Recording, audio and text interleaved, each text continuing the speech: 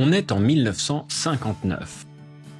René Goscinny, l'auteur du Petit Nicolas, invente avec son ami Albert Uderzo un personnage qui deviendra emblématique de la bande dessinée.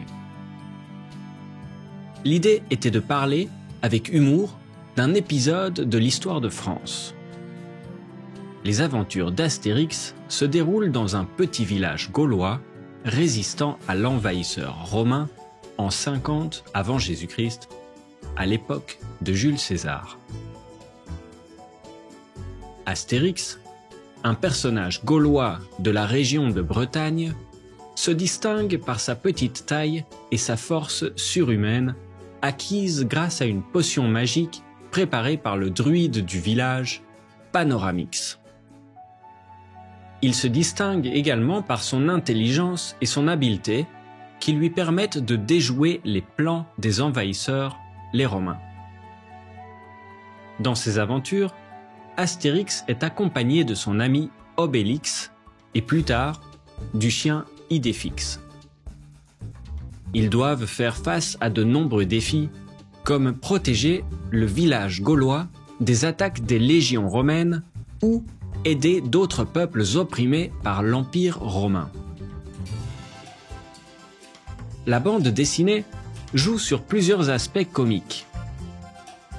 D'abord, les auteurs s'amusent à stéréotyper tous les peuples des régions visitées par les héros, de la France et de l'étranger. Ainsi, Lutèce, le nom romain pour Paris, est représenté comme la ville lumière où les arts, l'amour et la mode tiennent un rôle important. Il y a énormément d'anachronismes et de références à la culture populaire moderne.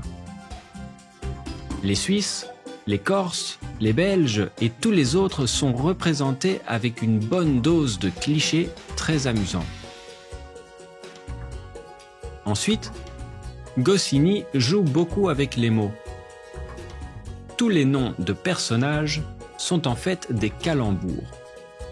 Astérix vient du mot astérisque. Obélix du mot obélisque. Idéfix de idée fixe. Et tous les autres personnages ont un nom calembour qui se termine par la terminaison habituelle de leur pays. Par exemple, chez les Normands, les noms se terminent en af, comme grosse baffe ou autographe. Et chez les Égyptiens, en is, comme numéro bis ou tournevis. Au fil des années, Astérix est devenu un véritable phénomène de la culture française, avec une multitude de produits dérivés et de nombreuses adaptations, notamment au cinéma. Les aventures d'Astérix ont été traduites dans de nombreuses langues et sont appréciées dans le monde entier. Et Astérix continue de captiver les lecteurs et les spectateurs aujourd'hui.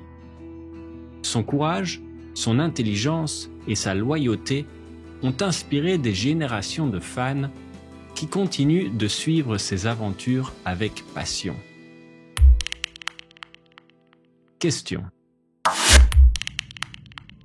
Quelle histoire d'Astérix avez-vous lue et préférée? Avez-vous déjà visité le parc Astérix, au nord de Paris? Astérix peut-il ou doit-il être vu comme un personnage politiquement à droite?